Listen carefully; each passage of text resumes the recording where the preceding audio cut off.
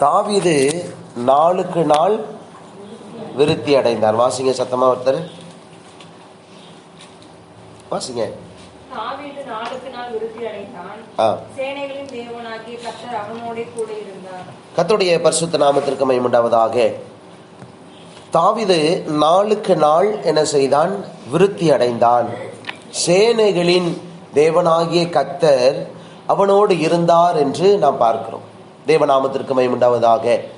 அருமையான கர்த்தருடைய பிள்ளைகளே, தேவ ஜனங்கள் அவர்கள் நாளுக்கு நாள் விருத்தி அடையக்கூடியவர்கள்.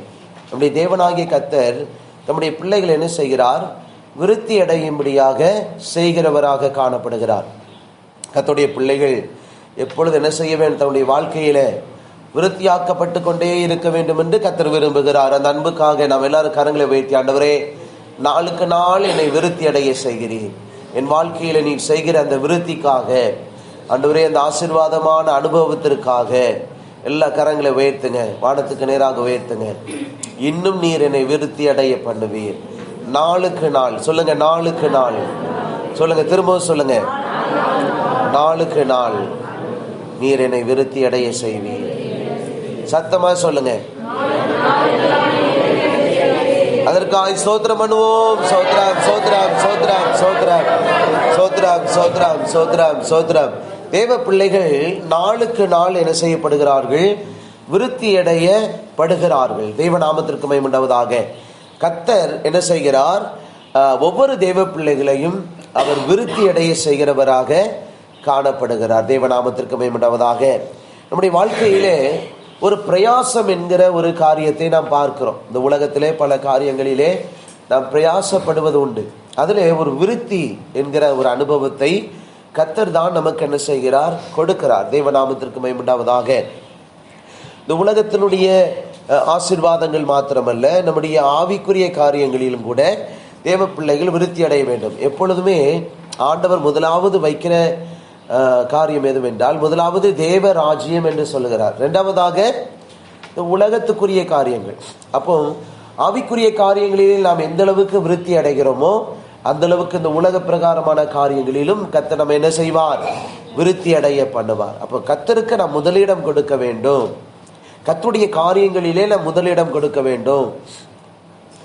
என்னென்ன ஆவிக்குரிய காரியங்கள் இருக்கோ அவைகளுக்கு முக்கியத்துவம் கொடுக்கணும். அப்படி கொடுத்தால் கர்த்தர் இந்த உலக காரியங்களிலே நம்ம விருத்தி அடைய பண்ணுவார். ஆவிக்குரிய வாழ்க்கை விருத்தி அடையும், இந்த உலக பிரகாரமான காரியங்களும் விருத்தி அடையும். ஆனால் தேவ பிள்ளைகள் நம்முடைய வாழ்க்கையிலே நாம் என்ன செய்கிறோம்? உலகத்திற்கு முக்கியத்துவம் கொடுக்கிறோம். ஏனென்றால் உலகம் நமக்கு முன்பாக எப்பொழுதும் காணப்படுகிறது. ஆவிக்குரிய காரியம் நமக்குள்ளாக இருக்கிறது, உலகம் நம்முடைய கண்களுக்கு முன்பாக இருக்கிறது. அப்ப இந்த உலகத்திற்கு முக்கியத்துவம் கொடுக்கும் பொழுது கர்த்தர் என்ன செய்கிறார்? தன்னுடைய விருத்தி அடைகிற அனுபவத்தை கொஞ்சம் அவர் என்ன செய்கிறார்? மெதுவாக அவர் ஆரம்பிக்கிறவராக காணப்படுகிறார். அருமையான தேவ பிள்ளைகளே, இதனுடைய ரகசியம் என்ன? தேவ பிள்ளைகள் ஆவிக்குரிய காரியங்களுக்கு முக்கியத்துவம் கொடுக்கும் பொழுது அவர்கள் தேவனால் ஆசீர்வதிக்கப்படுகிற அந்த ஆசீர்வாதம் அப்படி வாழ்க்கையில விருத்தி அடையும். ஒரு பெருக பண்ணுகிற ஒரு அனுபவம் காணப்படும். உலகத்திலே தேவ பிள்ளைகள் அதிகமாக ஈடுபாடோடு காணப்பட்டு கர்த்தர் அவர்களை விருத்தி அடைய செய்வார் என்றால் உலகத்துக்கு பிறகு ஓடிவிடுவார்கள், கர்த்தரை விட்டு விலகி விடுவார்கள். அதை தேவன் விரும்புவது இல்லை. அதனால்தான் கர்த்தர் என்ன செய்கிறார்? நீ என்னை அதிகமாக தேடுவாய் என்றால், கர்த்தருடைய சமூகத்திலே தேவனுடைய பிள்ளைகள் காணப்படுவார்கள் என்றால், கர்த்தர் அவர்களை ஆசீர்வதித்து அவர்களை விருத்தி அடைய செய்யும் பொழுது தேவனால் ஆசீர்வதிக்கப்படுகிற அனுபவங்களை அவர்கள் தங்களுடைய வாழ்க்கையில ஞானமாய் செயல்படுத்தக்கூடியவர்களாக என்ன செய்வார்கள்? இருப்பார்கள். அதனால் கர்த்தர் என்ன விரும்புகிறார்? மனித ஞானத்தை உண்டாக்கினவர் விசேஷிக்கப்பட்ட ஞானமுடையவர்.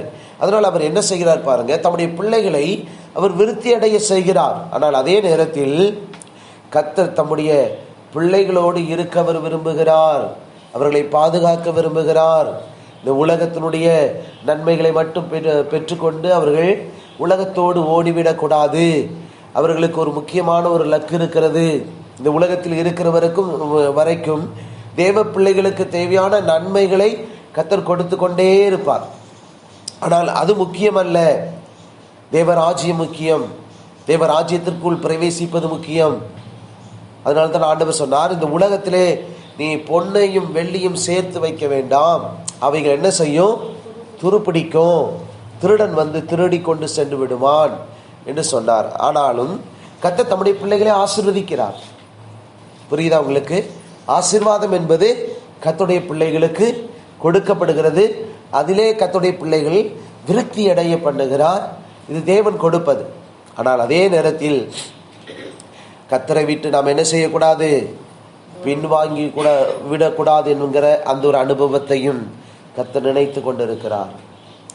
அதனால்தான் சில நேரங்களிலே மனித ஞானம் மட்டுப்படுத்தப்படுகிறது. மனித ஞானத்தை கர்த்தர் என்ன செய்கிறார்? பைத்தியம் போல மாற்றி விடுவார். அருமையான தெய்வ பிள்ளைகளே, நாம் கர்த்தருடைய பிள்ளைகளாக இருக்கிறபடினால் கர்த்தர் அனுதினமும் நம்ம என்ன செய்வார்? விருத்தி அடைய பண்ணுவார். இந்த வசனத்தை நீங்க கவனித்து பாருங்க. சேனைகளின் தேவனாகிய கர்த்தர் அவனோடு இருந்தார். எப்பொழுது ஒரு தேவ பிள்ளைகள் விருத்தியாக்கப்படுகிறார்கள்? கர்த்தர் தம்முடைய பிள்ளைகளோடு இருக்கும் பொழுது மட்டுமே. ஒரு விருத்தியாக்கப்படுவது என்றால் என்ன? பெருகுதல். ஒரு சிறிய ஆசீர்வாதத்தை ஒரு பெரிய ஆசீர்வாதமாய் கர்த்தர் மாற்றுகிறவர். ஒரு சிறிய கையின் பிரயாசத்தை கர்த்தர் ஒரு பெருக பண்ணி அதை ஒரு பெருக்கமாய் மாற்றுகிறவர். நம்முடைய குடும்பத்திற்குள் இருக்கிற பல ஆசீர்வாத குறைவுகளை தேவன் மாற்றி என்ன செய்கிறார்? நம்முடைய வாழ்க்கையிலே நாம் வளருகிற ஒரு அனுபவத்தை என்ன செய்கிறார்? படிப்படியாக நம்முடைய வாழ்க்கையில கொடுக்கிறார். அதனால்தான் நாளுக்கு நாள் விருத்தி அடைந்தான். அப்ப தேவ பிள்ளைகள் சொல்லணும், கர்த்தர் என்னோடு இருந்தா, சொல்லுங்க வாய் திறந்து, நான் நாளுக்கு நாள் விருத்தி அடைவேன். ஆமென் என்று சொல்லி ஸ்தோத்திரம் பண்ணுவோம். ஸ்தோத்திரம், ஸ்தோத்திரம், ஸ்தோத்திரம், ஸ்தோத்திரம். ஆமென், ஸ்தோத்திரம். கர்த்தருடைய பிள்ளைகளோடு கர்த்தர் இருக்கும் பொழுது என்ன? கர்த்தர் சேனைகளின் தேவனாகிய கர்த்தர். தேவநாமத்திற்கு மகிமை உண்டாவதாக. சேனைகளின் தேவனாகிய கர்த்தர் நம்முடைய பிள்ளைகளோடு இருந்து நாளுக்கு நாள் நம்முடைய வாழ்க்கையிலே ஒரு விருத்தியை அவர் என்ன செய்ய? விருத்தி என்றால் பெருகுதல், மல்டிபே, அல்லது நம்ம நாளுக்கு நாள் நாம் விரிவாக்கத்தை கண்டடைகிற ஒரு அனுபவம். நம்முடைய குடும்பத்துக்குள்ளாக இருக்கலாம், நம்முடைய தனிப்பட்ட வாழ்க்கையில் இருக்கலாம், நம்முடைய கையின் பிரயாசத்தில் இருக்கலாம். நாம் பெருகி கொண்டே இருக்கிற அனுபவத்தை கொடுப்பார். ஆனால் யார் இருக்கணும் நம்ம கூட? கர்த்தர் இருக்கணும். நம்முடைய தேவனாகிய கர்த்தர் நம்மோடு இருக்க வேண்டும். அதுதான் நமக்கு முக்கியம். தேவநாமத்திற்கு மகிமை உண்டாவதாக. இந்த உலகத்திலே அதை நாம் விரும்புவோம் என்றால் கர்த்தர் என்னோடு இருந்தால் போதும். சொல்லுங்க, ஏசப்பா என்னோடு இருந்தா போதும், எல்லாம் அவர் பார்த்து கொள்வார். அருமையான தெய்வ பிள்ளைகள், அந்த சிந்தையை எப்பொழுதும் என்ன செய்யாதீங்க? விட்டு விடாதீங்க. கர்த்தர் நம் கூட இருக்கும் பொழுது நம்மால் முடியாத காரியங்களை கூட கர்த்தர் என்ன செய்வார்? அவர் நமக்கு சாதகமாய் நம்மை தேடி வர பண்ணுவார், நமக்கு அனுகூலமாய் மாற்றுவார். பல காரியங்கள் நம்முடைய வாழ்க்கையில் ஆச்சரியமாய் நடக்கும். அப்ப அதை செய்கிறவர் நம்முடைய தேவனாகிய கர்த்தர். அதனால்தான் நாம் என்ன செய்கிறோம்? இந்த உலகத்தினுடைய தேவைகளை அதற்கு பிறகே ஓடாமல், உலகத்தினுடைய தேவைகள் ஏராளம் உண்டு, ஒவ்வொருவருக்கும் உண்டு, எனக்கும் உண்டு, உங்களுக்கும் உண்டு. பல தேவைகளோடு தான் நாம் இந்த பூமியிலே வாழ்ந்து கொண்டு இருக்கிறோம். ஆண்டவரே, இந்த தேவைகளை எனக்கு தாரும், இந்த தேவைகளை எனக்கு தாரும் என்று சொல்லி பல தேவைகளுக்காக இந்த ஆத்மா வாஞ்சிக்கிறது இந்த உலகத்தினுடைய காரியங்களிலே. ஆனால் அவைகளை தருகிறவர் நம்முடைய தேவனாகிய கர்த்தர். அருமையானவர்களே, அதை நாம் பெற்றுக்கொள்ள வேண்டும் என்று சொன்னால் நாம் இந்த உலகத்தின் மேல் அந்த நம்ம பெற்றுக்கொள்ளுகிற அந்த காரியத்தின் மேலே நம்முடைய சிந்தையை வைக்கக்கூடாது. சொல்லுங்க, இருதயத்தில் கை வச்சு சொல்லுங்க, எனக்கு வேணும் தான், எல்லாம் வேணும் தான், எல்லா ஆசீர்வாதங்களும் எனக்கு வேண்டும். ஆனால் நான், சத்தமா சொல்லுங்க, நான் அவைகளின் மேல் என் மனதை வைக்க கூடாது. அப்ப யார் மேல வைக்கணும்? நம்முடைய கர்த்தரிடத்துல நம்முடைய மனது, நம்முடைய இருதயம் இருக்க வேண்டும். அப்ப நம்ம அடிக்கடி சொல்ல வேண்டியது என்ன? ஆண்டவரே, எனக்கு இந்த உலகத்தை விட நீர் தான் எனக்கு வேண்டும், ஏசப்பா தான் எனக்கு வேண்டும். அவர் நம்மோடு இருந்தால் நாம் என்ன செய்வோம்? நாளுக்கு நாள் விருத்தியாக்கப்படுவோம். கர்த்தர் சொல்லுகிறார், நாம் விருத்தியாக்கப்படுவதற்கு கர்த்தர் நம் கூட இருந்தால் போதும். தாவீதோடு கர்த்தர் இருந்தார், அவனுக்கு ஜெயம் உண்டானது, அரணிப்பான பட்டணத்தை பிடித்தான். அருமையான தெய்வ பிள்ளைகளே, அவருடைய ராஜ்ய பாரம் என்கிற அந்த அனுபவம் விரிவாக்கப்பட்ட ஒரு அனுபவமாக இருந்தது. அதனால் கர்த்தர், சேனைகளின் தேவனாகிய கர்த்தர் நம்மோடு இருக்க வேண்டும். ஆண்டவரே, ஒவ்வொரு நாளும் நாளுக்கு நாள் நான் விருத்தியாக்கப்படுவதற்கு என் வாழ்க்கையில எப்பொழுது நீர் வேண்டும் ஆண்டவரே, எனக்கு நீர் வேண்டும். இந்த உலகத்தில் அது வேண்டும், இது வேணும், அது வேணும், இது வேணும். நம்முடைய லிஸ்ட்டு வாழ்நாள் முழுவதும் பல லிஸ்ட்டுகளை நாம் போட்டுக்கொண்டே இருப்போம்.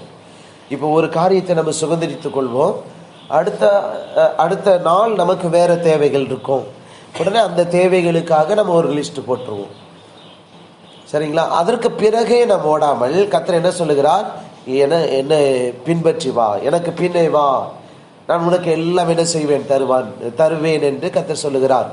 அதுதான் என்ன சொல்லப்பட்டிருக்கிறது. முதலாவது சத்தமா சொல்லுங்க, தேவ ராஜ்யத்தையும் அவருடைய நீதியையும் தேடுங்கள், அப்பொழுது இவைகளெல்லாம் உங்களுக்கு என்ன செய்யப்படும், கூட கொடுக்கப்படும். கர்த்தரை நாம் தேடுகிற அனுபவங்களை நாம் என்ன செய்ய வேண்டும், பெற்றுக்கொள்ள வேண்டும். தேவநாமத்திற்கு மகிமை உண்டாவதாக.